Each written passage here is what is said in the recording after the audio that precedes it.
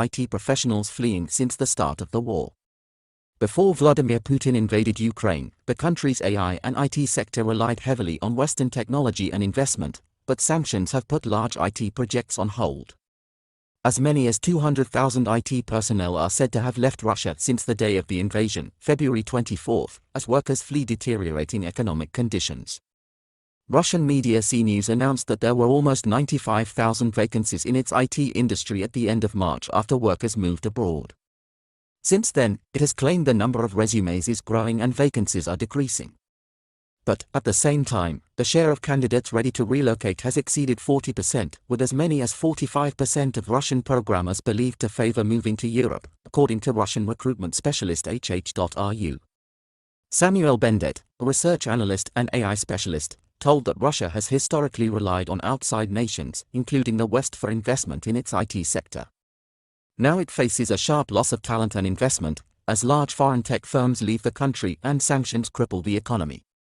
This is causing major headaches for the development of advanced hardware. After it invaded Kiev, Mr. Bendet said Russia recognized it doesn't have enough highly educated people in the sector or freedom of investment in the same way the US or Western Europe does. He explained how there was international cooperation in the sector which Russia relied heavily on before the war, but that stopped abruptly on February 24, which caused a lot of deficiencies to be exposed. At a recent Institute for Security and Technology talk, Rita Kernev, a security and technologies expert, said funding for AI is an area that is going to suffer immensely. She added, for AI and technology development in general, being such an international, open, globalized field, it is really important to have open borders.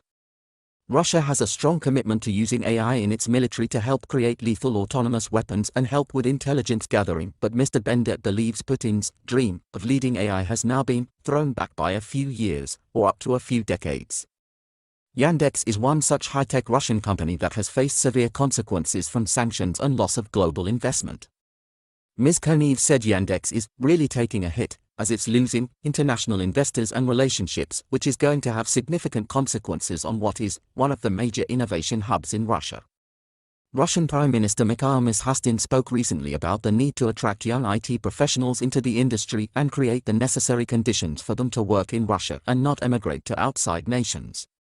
However, the Prime Minister doesn't believe all IT workers will leave the country and the borders remain open for personnel to leave and work in other countries if they choose to do so.